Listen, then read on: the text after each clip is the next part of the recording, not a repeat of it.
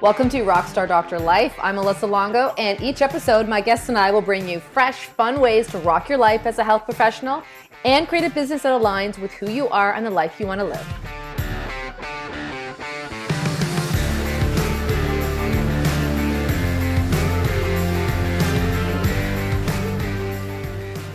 Hey everyone, we have a new year upon us, a whole new decade, and an even smaller little new quarter ahead of us, which means it's a great time to set some goals. I'm a big believer in goal setting. I think that it is something that everyone should do, whether you are a business owner, an associate, whether you do locums, you can set goals for your practice, for your family, for your health, for all the different parts of your life. We know that when you set goals, you will be more effective at achieving what you want. But it's amazing to me how many people don't do this. I've spoken to a lot of my friends, business owners that I know, and I've asked them, you set goals effectively, and it surprises me how many people have never done this. Even my clients in their Simple Practice program and some of my one-on-one clients, we always start, the quarter with getting really clear on what do you want the next 3 months to look at. And this time of year, I'm recording this now, it's the end of December. We've got, as I said, a whole new year ahead of us. It's a great time to also set your big picture goals for the next 12 months. Now, if you have never set goals before, I want to remind you that when you do this, you will increase your odds of success. In fact, people with written goals are 42% people, 42% more likely to achieve their goals than people without written goals.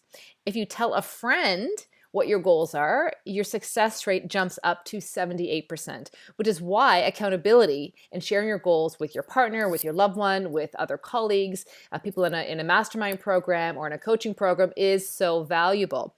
When you write down your goals, you essentially create the blueprint for your success for, the next 60 days, the next 12 months, however long you want to stretch your goals out. I'm going to recommend that you set your goals in two ways. That first of all, yes, you look at the whole year ahead of you. What do you want this next year to look like?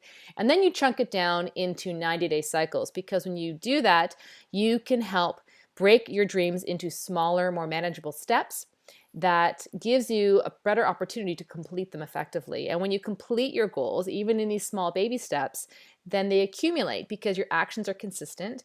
And when you take that consistent action, then you gradually have accomplishment. And that will add to your own confidence and your courage to keep trying new things.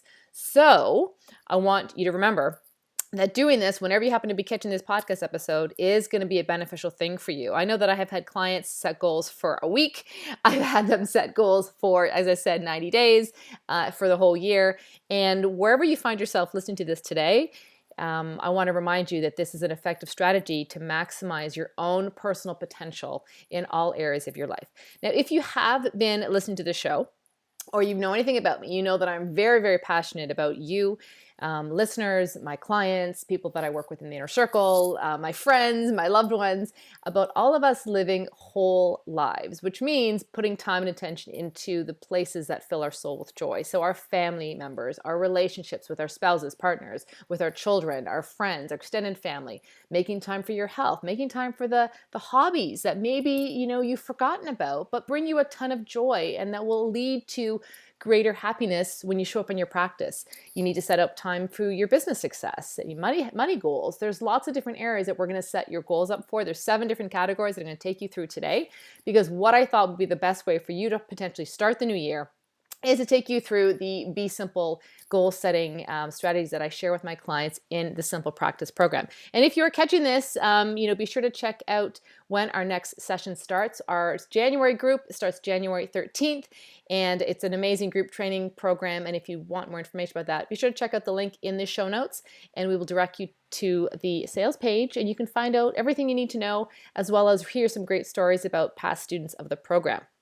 All right, so one more thing I want to share with you is that I'm guilty of not setting goals sometimes. And I'm also guilty of being really hard on myself sometimes, because I like to achieve things. I like to create things. It makes me feel good to know that I'm making a difference in the world.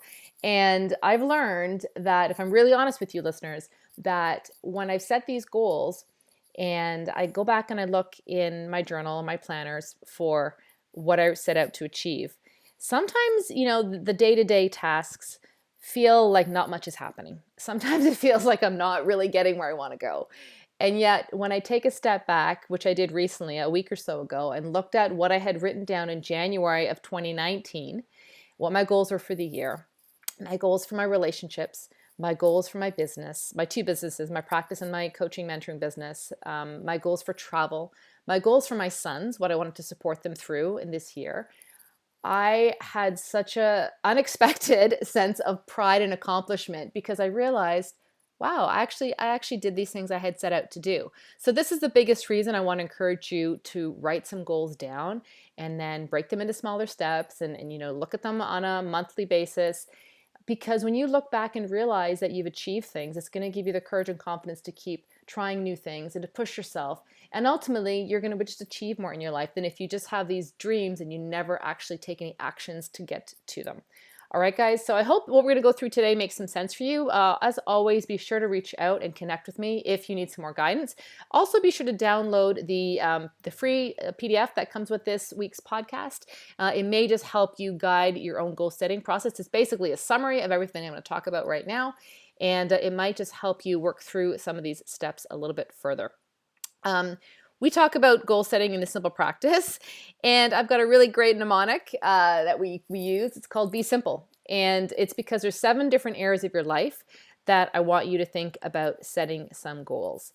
And this is important because, like as I said earlier, you're a whole person, and if we just focus on your goals for your business, you might forget that you have some goals to be a really rockin' parent, and that might mean in the next 12 months you're going to have to support a child with their dreams to play baseball and drive them to practices, or maybe you're going to get involved in their school to support them, in helping them achieve greater academics, or maybe you realize your health needs to be a little bit better so that you can support everyone. You need to be setting goals in all these different areas of your life. And so what I want you to think about is the Be Simple mnemonic. So let's start with the B.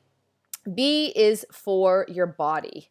So I want to remind you that you need to be taking action every single day to increase your own level of health, physically and emotionally. And set yourself up with some goals for this year, but then even, as I said, set up goals for the year. And then I want you to take this and do this exercise as well at the beginning of every quarter. So I want you to do this in January, in April, in July, and September. And give yourself strategies and action steps and goals that are smaller that you will achieve in the 90 days, so that at the end of the 12 months, that accumulated effort will add up. So in your fitness level, with your diet, with how much sleep you're getting, with your stress level, how are you managing your stress? I want you to look at what works for you, what has worked for you in the past, and what will work for you moving forward. Maybe there's something new that you need to try. Maybe you know that fasting is something that you recommend to your patients, but you've never really tried it yourself. Maybe you need to increase your athleticism. Maybe you're at a really great workout routine, but it's time to shake things up. Maybe you have a health challenge that you need some support with. Maybe you need to go consult another professional. I know that you're a doc, and I know that you know all these things, but I also know from observing and working with my clients that sometimes we all need a reminder, and that it gets really easy to take care of everyone else's health and sometimes forget that our health matters more, because if our health goes down, then no one else benefits, right? Your patients won't benefit, your family members won't benefit, and there's a lot of lives that are at stake there if you are not top of your game. So what can you do in the next 90 days or in the next 12 months to increase your level of health, physically and emotionally? That's what the B in our Be Simple mnemonic stands for.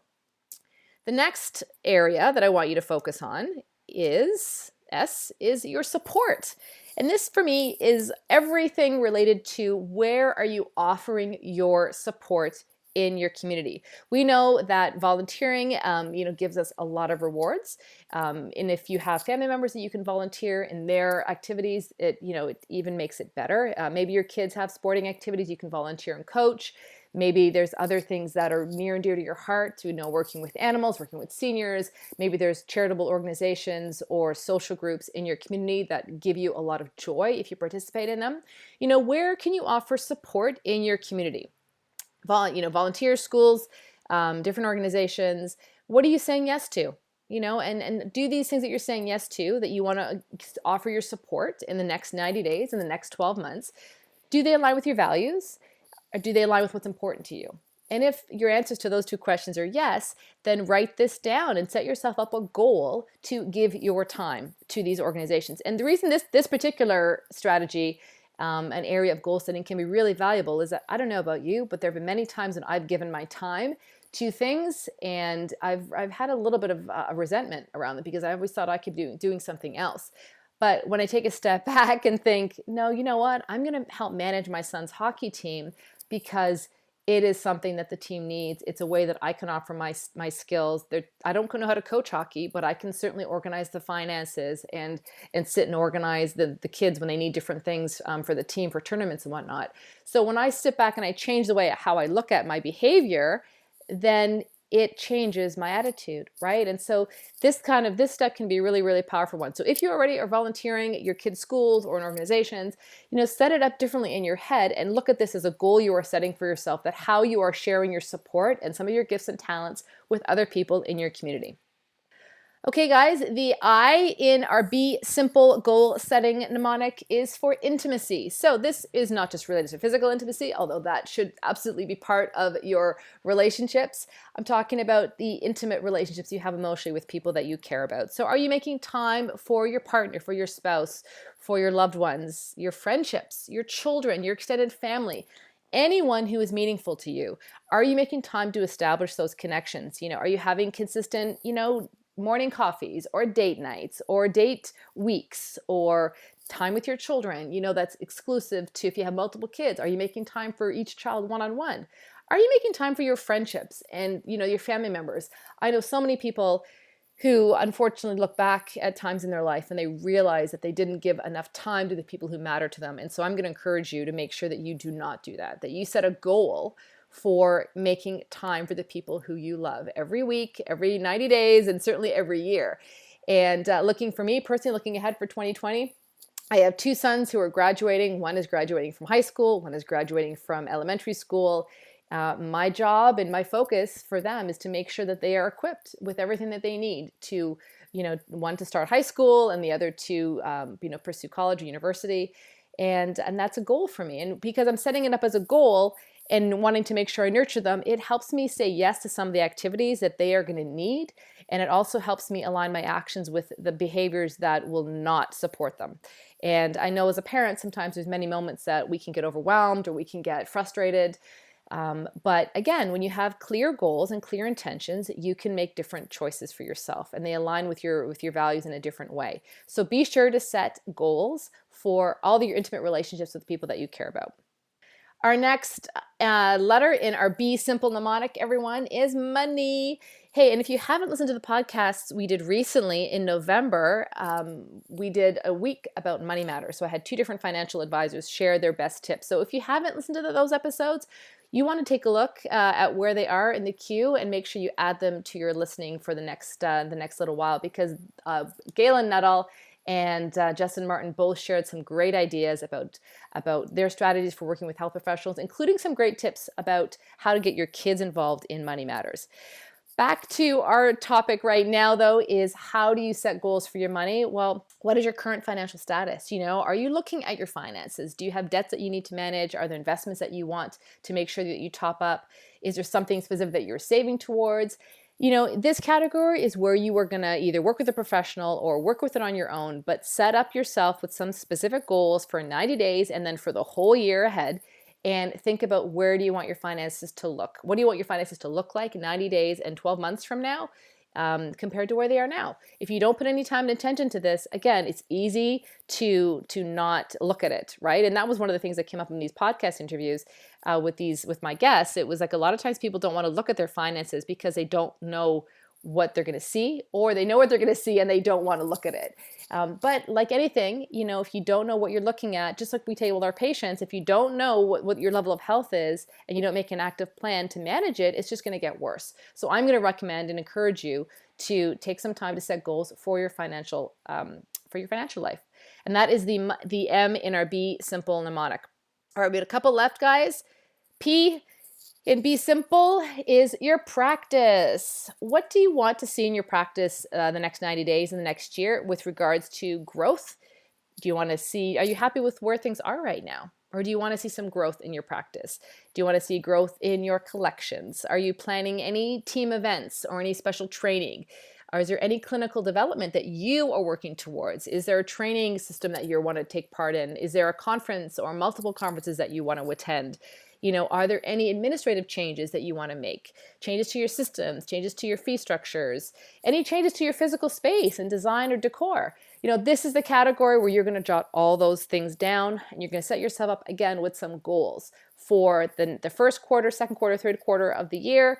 And then again, right now, if you're listening to this in January, what is your goal for the next 12 months in your practice?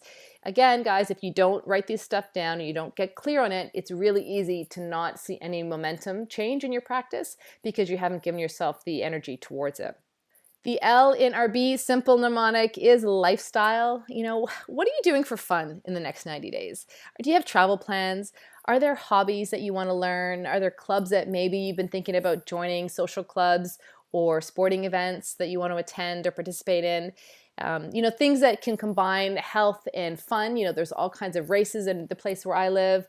There's training events. There's, a lot of our community clubs have a sporting component to them. There's a cycling club and hiking and snowshoeing and everything you can imagine. But is there anything that you're missing right now? Is there maybe a musical instrument that you used to play that you haven't taken up in a while? Is there a dance class? I've got lots of different ideas, and I can give you lots, but you know better than I do. What are the things that add joy to your life and make your life feel fun and make it easier for you to do all the other things in your life? The washing the laundry and the cleaning your house and training your team and taking care of household responsibilities and continuing education courses and all the other things that maybe sometimes will make you feel overwhelmed. If you have an opportunity to do the things that bring you joy and excitement, it gives you more motivation to do all those other things as well. At least that's been my experience. This cannot be overlooked. I also want you to consider, are there any rhythms in your life that are really working for you or things that you maybe want to change? So for example, I've had clients say to me, I really wish that I could leave my practice earlier to get to my son's soccer practice or to pick my kids up from school certain days. Or I really would love it if I could bike to my practice or walk. Well, if those are things that you want to achieve and they're seasonal potentially, depending on where you live, then how can you build that into your lifestyle? You just set it up as a goal. So I want you to think about this whole lifestyle component as a goal and give yourself some objectives within it. Because again, like all the other categories, if you don't write it down, you don't give some thought to it, then nothing changes and nothing's going to happen.